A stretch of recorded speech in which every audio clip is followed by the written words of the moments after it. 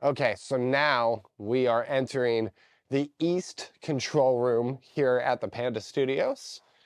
Here it is, very spacious, very gorgeous control room. I guess let's talk about the design. It's the same thing as the live room in terms of there is a live wall. So a lot of people are always confused that there's no treatment on this side of the wall here. But that's the live wall so that the room still sounds natural. So we have the Ultra Touch in the walls here with the fabric on top, which is the recycled blue jeans. So this is a very balanced and awesome sounding room. We have our big cloud here. We did not install a ceiling into this room when we came into the studio. We just used it as is, so it has the 14-foot tall ceiling in this room here. So it is just a really nice natural sounding low end in here. It isn't pinched or too boxy or boomy. So yeah, then let's see, we could talk about these guitars that we have in this room here. I guess we'll start with this Black Ibanez. This is this is like one of my first guitars that like my family bought me when I needed to get an acoustic. I just really liked it because of the short scale. It's just a really beautiful guitar, and it just plays really well. Like I learned how to play like pretty much all guitar on that guitar, so it's a very sentimental guy for me. Then the next one here, this is this. I don't even know how we got this guitar. I think someone left it here a long time ago. It's ours now. Anyways, this is kind of like a standard acoustic. Whenever we do anything, we just pull out that, and then we usually layer it with this. So we have like the nice tinier like sounding one, and then the cool acoustic. And then this right here is a funny story. This is a 12-string guitar that my dad bought for his girlfriend in college.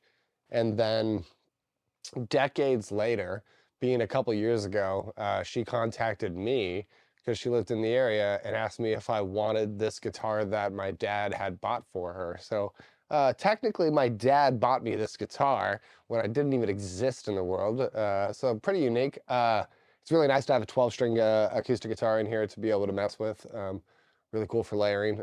It's a bitch to fucking tune, but it's really phenomenal. So yeah, that's these acoustic guitars here. This is one of the newer additions to the studio. I got this Stingray Sterling bass. This is like a Ernie Ball Stingray, but the really cheap one. I think I only paid $300 for this bass. I just realized eventually like we needed that Stingray sound. We were kind of missing that sound. So we got it. And Jesus, this bass sounds incredible. I love this bass. If and when Evertune ever makes a bridge for a bass, I will definitely put it on this bass here. So yeah, this bass rocks. Then we have a couple other basses here. This is my first bass that I bought. I bought this for $300 on eBay. This is a Roger Waters signature. It's his bass. Unique feature is it came with the Duncans, and then it came with the brass nut, which is a pretty cool feature. And then I put a badass bridge on it, and this bass sounds amazing. I use this for like my early like basement and state champs records. This is all this bass. This bass rocks. Then this is another newer one. This is kind of like a more modern sounding P bass. It's got the whole P and J setup, which I never use the jazz one. I just use the P bass one all the time. But it sounds really good. I like it. It's just more like slanky and a little bit more modern sounding. But yeah, fun bass, good bass. So those are our three main basses. And then we have this bass 6, which is awesome. God, I did so many modifications on this thing. So this is a Squire bass 6. First of all, I put a brass nut in here, and then we upgraded the pickups inside, so it's different pickups. And then we got the mastery bridge, and we got the stop tail piece instead of the floating trem because I want this to be like just a cool bass. And yeah, pretty awesome. Sounds great, feels great, and you got to get the right strings on this because getting the gauge correct and the length of the gauge and everything is really hard. And the ones that like the packs that come for these, they're not the right gauges for the tuning. So it's a lot of trial and error finding and like ordering the right strings for this. So Yeah, it rocks though. I love it for like overdubs and choruses and just like big like moments where I'm just like, you know, it would be really tight is if we played that lead on a bass 6 an octave lower than what it is right now. It's got that cure thing that happens. This is it's a fun one to have in the arsenal and pull out. So that's the basses and acoustics in this room. Then we have all of our synths here. So yeah, I love pop music. I love synths. So I made sure I had a bunch of my favorite synths from my favorite records so that I could get those sounds in my productions here. So let's go through some of those. The first synth that I ever bought is this realistic synthesizer, which is actually like a Moog. It's basically like a very cheap mini Moog, and it rocks. It's like the basis of synthesis. And so you can learn like all your basic routing and stuff on all this device here. So this one rocks. Then I have the Nord Rack 2, which is just a phenomenal sounding synthesizer. I love this thing. Like this is on a bunch of like this dude, the AG Cook, that I just absolutely love. Like I could hear all these sounds on there a lot of times. It just is a really good synth. I love it. Then the next one here is the Novation Bass Station, and this is the Aphex Twin model. And Aphex Twin is just like one of my idols. I absolutely love Aphex Twin. So to be able to have that type of vibe in this thing is pretty cool. This is like a nice randomizer machine. This is really nice for like leads and pads and like anything that you like really want to poke. This is fun for bass. I use this one a lot for bass. And I also have like this MIDI modded so that I can like route MIDI to this and like print like bass tracks and, you know, blend those in with like actual like electric bass and stuff. So pretty tight. Then we have the Juno 106. This thing is a beautiful device. I've had to get this like repaired like twice now. This is like a temperamental guy, but it's in pretty good shape now. I love this thing. It's like one of my favorite sounding since like all my favorite sounding productions. Like when I really like look it up, it's just like, wow, it's all just pretty much Juno 106. So that's like my starting point of like most of my sounds, pad stuff that we do. Like I just love this synth. It's amazing. Then we have the Electron. This is the Cycles. This is like an FM synth. It's like a beat station where you can do like a bunch of like hi-hats and kicks and snares. And I really love this device. I love it for like synth, like leads and a lot of like 808s. This is just a really awesome device. Then we got the DX7. This is like, you know, kind of nostalgic piece. A lot of the 80s and early 90s stuff that I was really into is like these sounds. And then we have a Korg Triton, which is really tight. Some really sick piano sounds on there, a lot of like unique stabs. You can kind of do that New Jack Swing thing, that Janet Jackson thing, pretty tight. So yeah, like most of the time when I'm like working on a record, I'll at least like try to get 2 or 3 days set up in this room so that I'm just like throwing a bunch of synths on things and like throwing a bunch of MIDI and printing a bunch of stuff and experimenting with things. So yeah, that is my synth station there. I guess we should pan over to the other remaining ones here, which is the Hammond organ. This thing fucking rocks. Also, it has the Taurus pedals so that you can use it for low octave stuff. Really fucking amazing device. It has a direct out, so that's really handy. I use this all the fucking time. Really fun piece to have. This is just like a MIDI controller like that we use that has weighted keys. It feels really nice. One of your shitty little keyboards that you can have around to like work on ideas and quickly like, you know, calculate what your melodies are for vocals, that type of stuff. So that's why this is like sitting around and hanging out. Yeah, then that brings us over to our desk here. This is the main rig that we have for the room. This is a Avid Carbon interface. So we are rocking 16 ins and 16 outs right here to this patch bay. So everything is patched in right here. The Carbon is also just like a beautiful device in terms of that it has its own monitoring and all of its own talkback. So everything that we need to get in and out of this computer and just have a really easy turnkey solution is done with the Carbon. We are using Yamaha NS10s, my favorite, obviously. I have a PreSonus subwoofer in here to get a little bit of low end as well. So I'm just using the crown amplifier on the bottom there for this NS10s to be powered. Using sonar works in this room. Very awesome scenario, just sounds great.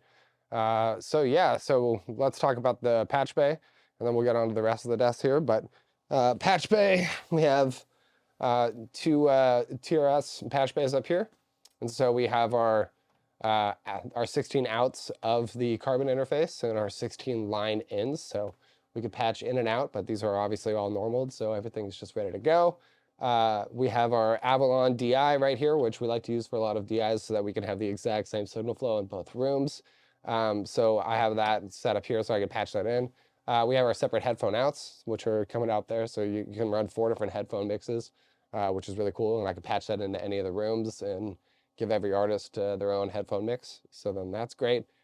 We have all of our synthesizers, all there are returning right here. So if I run any MIDI from the computer, they all go to the synths, and I could basically just have that going. I could re-up MIDI through the synths, and I could just patch all these in simultaneously or just choose which ones I want.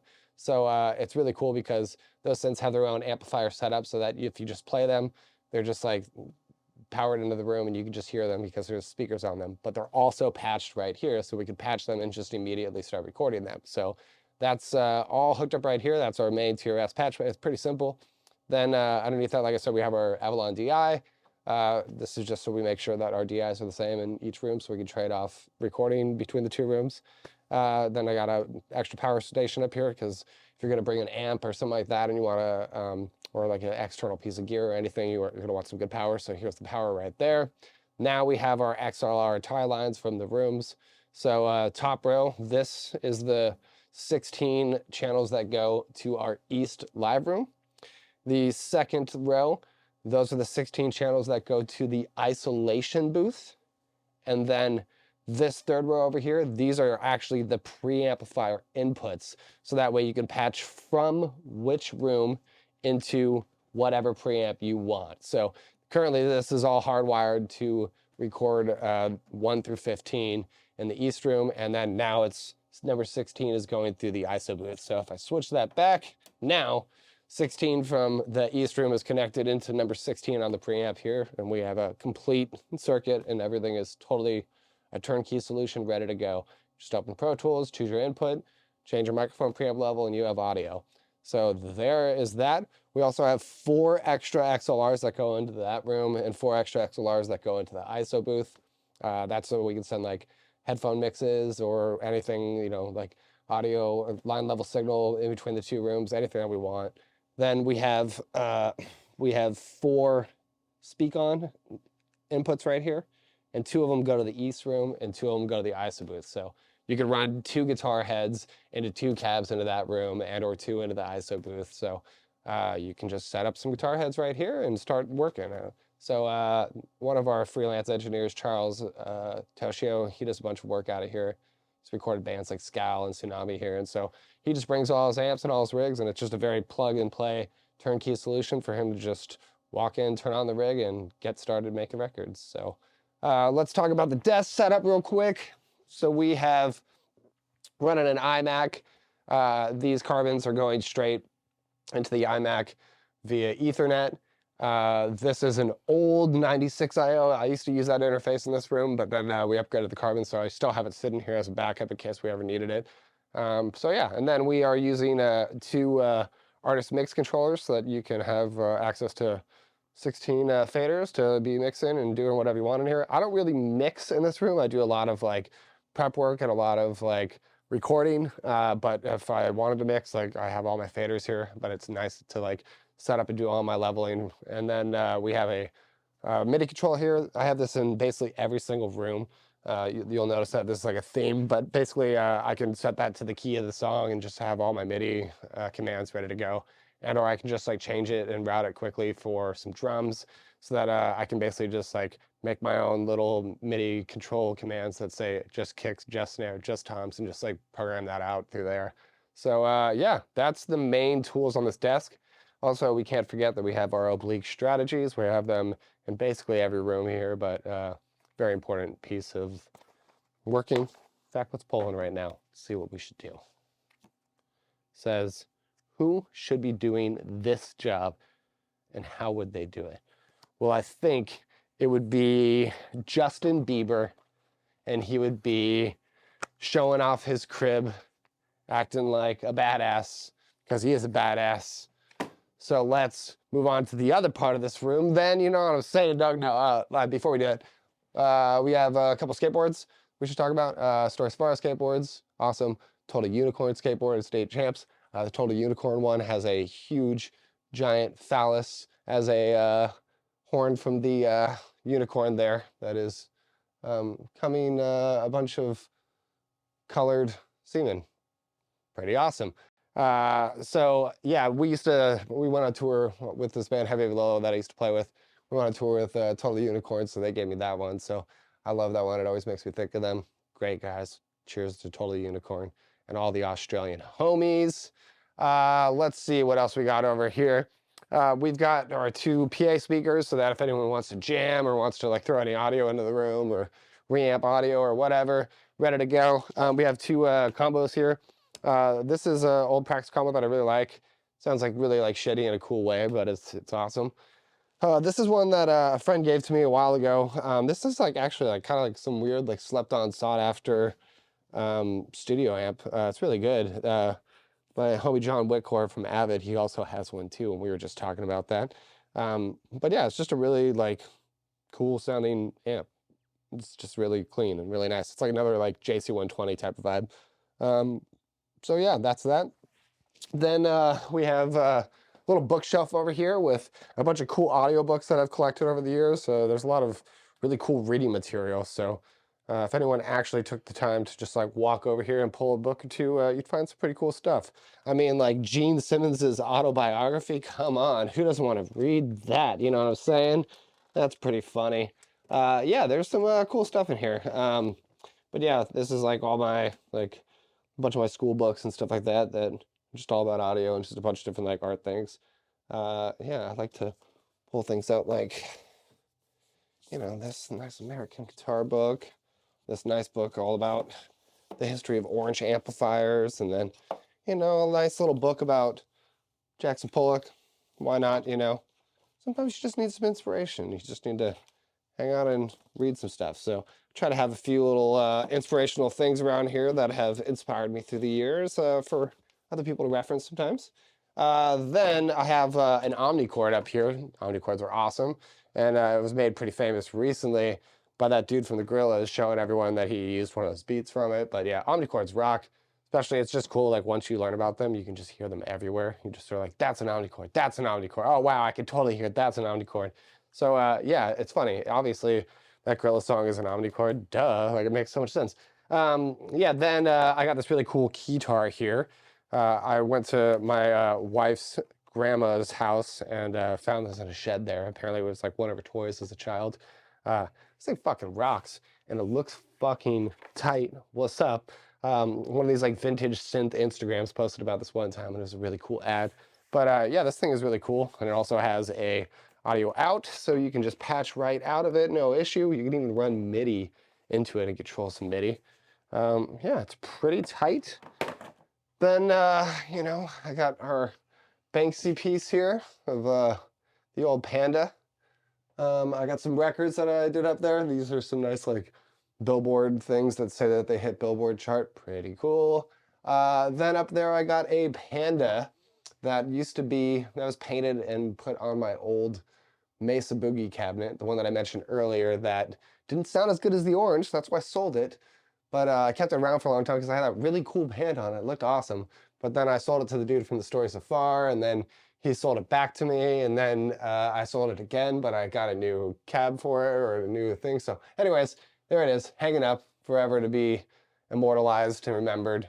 How we just talked about that band Total Unicorn. Here's the tour poster from the Heavy with Lolo tour that I did in Australia. This was a very, very, very awesome tour. We had a great time. Met a lot of cool people. Shout out to all the Australian homies. No big deal.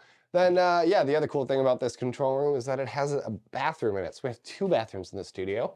So yeah, we got some cool art in here. We got some some pandas, and then we also have a really cool article from Steve Albini hanging up as some reading material, which tells people why and how to finish their record and just make it great. And then there's another piece behind this door here that is a photo of a Nike boot that my homie took, and it is awesome. And that's my homie Jacob Fouts. He's a great guy. And yeah, so unfortunately it doesn't get much love because it's behind the door, but it's a beautiful piece and it's worth having a discussion about, especially because I'm a very big fan of Nikes. Pan down to the shoes, you know what I'm saying? Because I'm wearing the cool shoes. So yeah, anyways, that kind of completes everything in the East room. Oh, I guess the last thing to talk about is, you know, the constant theme of every room. I've got 4 cables to plug from the patch bay into your headphones here so that we can route perfectly into any room to any of our 4 headphones. So there they are. Then I have my 4 headphone cables so that if anyone is going to plug in their headphones to any of the walls, you would plug it into one of these cables. Again, 4 because there's 4 headphone connectors. I have 4 IECs, so if anyone brings any power or any device that needs to be powered, there they are, the 4 IECs. Got 2 headphones in here, 2 in a couple other rooms. We can borrow them, that's what makes 4. Then we have our 4 TS cables so that you have 4 guitar cables ready to go. And then we only have our 2 speaker. Oh, there's 4 actually in here, I forgot. Well, 2 because you'd want to go from into a head into here and then into the cab. So we got 4 total speak on a TS. We have microphone cables. I got 16 in this room, but almost all of them are set up on the drum set in there, which you will see. Then we got some patch cables, a paintbrush. I love this because this is how you dust off your synthesizers, like I talked about earlier, so you can just like, you know.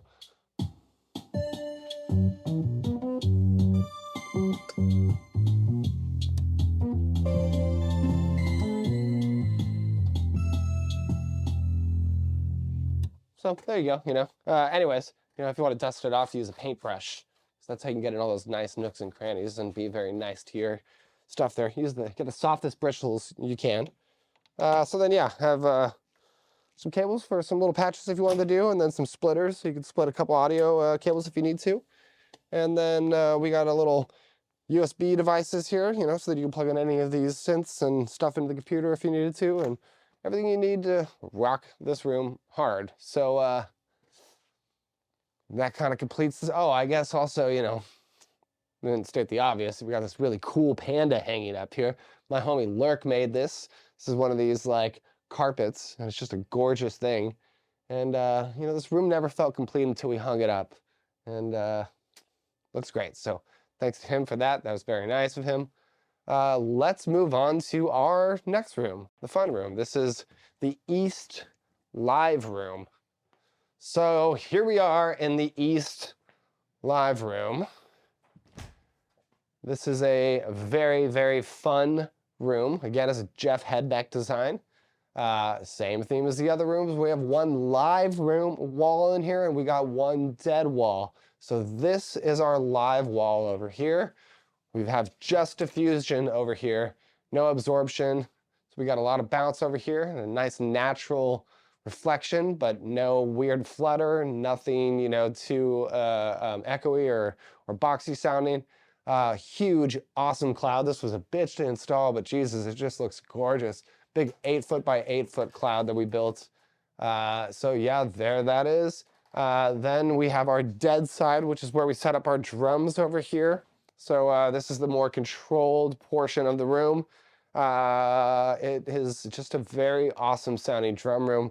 I remember when we were building it, I was thinking in my mind, this would be the room that would sound like Wasting Light's drums. I want it to be like that Dave Grohl kind of garage thing, like a little bit more punk rock, a little bit more like uncontrolled. Like I want it to look nice and have like a good studio vibe, but I want it to also sound like a room and like a punk rock garage room. So it's cool that Charles Toshio does a lot of his punk stuff in here because it sounds really good and lends himself to work really well on that style of music. So here we are. We can talk about the drums and what we have set up here. Before we talk about this one, let's talk about this drum set, because this is my first drum set I ever purchased in my life. This was a very big, expensive purchase for me at the time. I was living in Oakland, working out of my spot, starting to record bands, and was getting really tired of having drummers that just had really shitty drums showing up. And I was like, you know what? I want to buy a drum set. So I decided to spend $1,200 on this, and I got this drum set and like a snare and some cymbals and a couple things. And so this was my drum set. And I did basically 99.9% of my records on this drum set for maybe almost 10 years of my life. This drum set sounds phenomenal. This is a Pacific drum set. It's Pacific MX kit. This is a 22-inch kick drum. This is a 14-inch floor tom. This is a 12-inch rack tom and a 10-inch rack tom. So over time, as we started to like record this kit more, a couple of like issues with it presented itself. Number one, this didn't have tom mounts or legs for it to be a floor tom properly. You had to use this weird rack and hang it. So people didn't like doing that because they are really lazy and don't know really how to set that up. So they used a different drum set that we had that had a floor tom legs instead of these toms, but people still liked this kick drum a lot. Then the second issue that we had with this drum set was that the tom sizes aren't the ideal ones. People think that a 14-inch is kind of like a wimpy floor tom sound. And it just was kind of limited in how low and thunderous you could get a tom to sound out of that range of a size, out of a 10-inch and out of a 14-inch. So this kit really lends itself to a lot more faster punk stuff. And like as I started branching into other sounds, I started noticing that I needed to get a different kit. So that's why I got that PDP kit. But there was one drum kit that I recorded in my life that like is the thing that I want to get in my life and have because it's just like one of the best sounding kits I've ever recorded. But that was a Ludwig steel drum set. So one day we were driving down the street from my house and my wife said, "Stop the car. There's a drum set for sale at a garage sale. You should check it out." And so I drove back and it was this drum set there. And this looks like it's a Ludwig steel drum set, but it's not. It's a steel, it's a chrome thing that's over actual maple kit. So it's just a maple drum kit. But it's a 22-inch. This is a 13. There's a 12 over there in the corner. And this is a 16-inch floor tom. And I got this kit for $100. And this kit fucking rocks.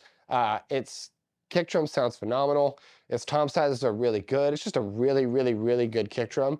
And this is like all of the punk guys that I've ever worked with are like really jealous that this is my drum kit and that I got it for $100 because it fucking rocks. And yeah, so there's that, like I said, there's that extra 12-inch tom, but most people like the 13. But yeah, so Charles uses this one a lot. I use this drum kit pretty often too. It just sounds really great in this room. And yeah, so I also really like the black dot heads on this style of kit.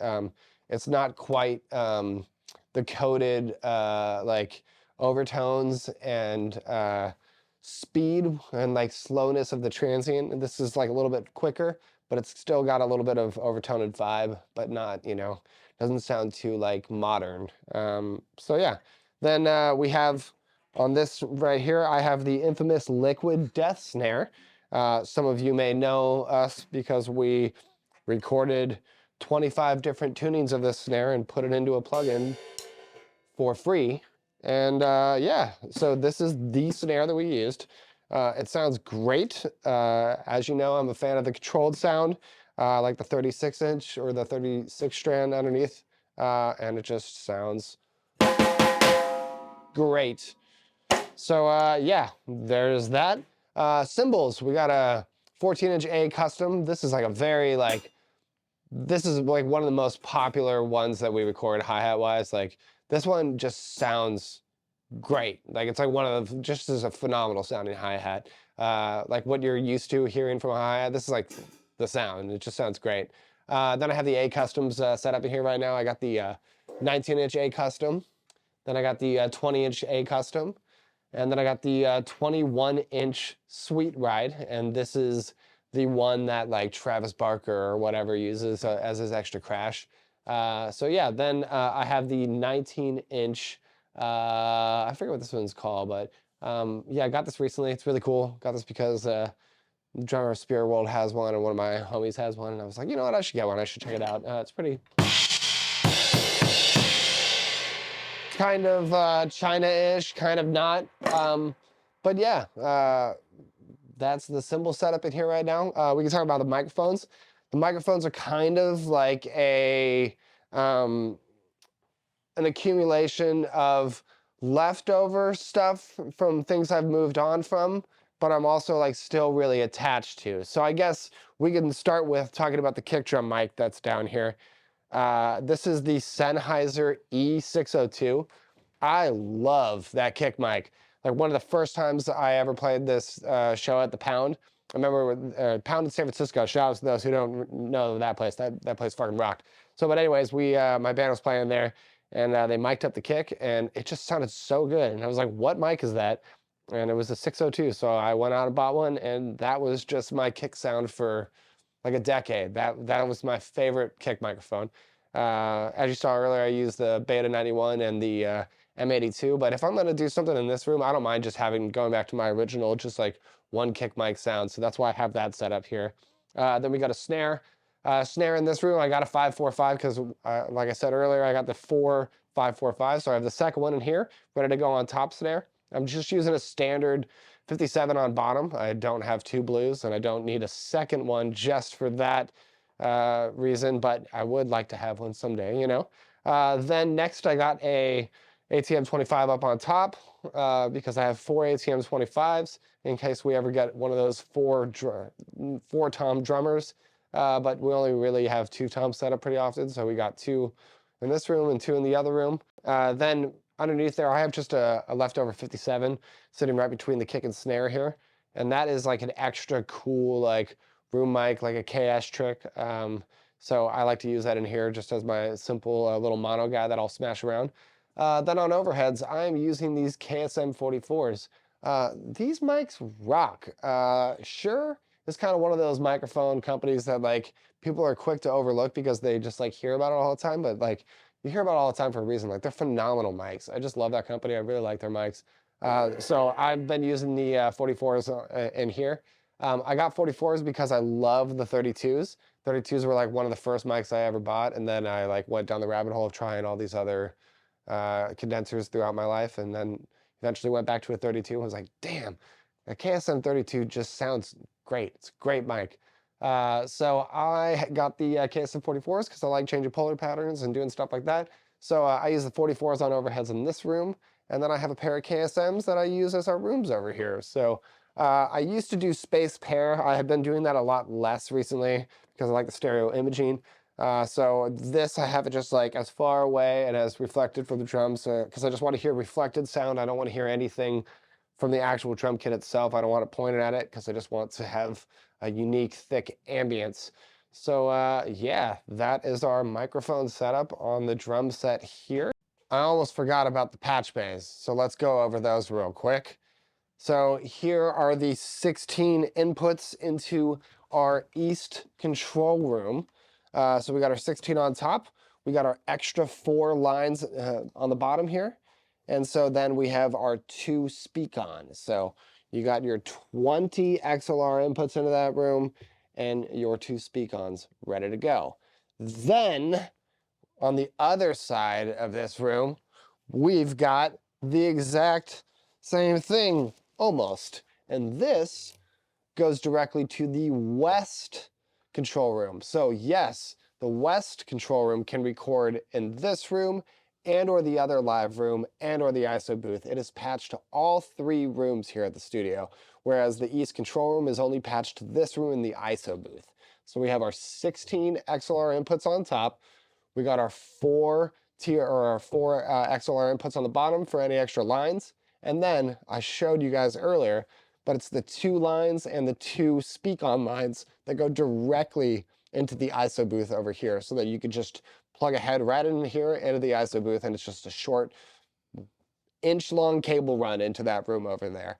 So yeah, that is the patch bays in this room. And now that officially concludes the East Live Room.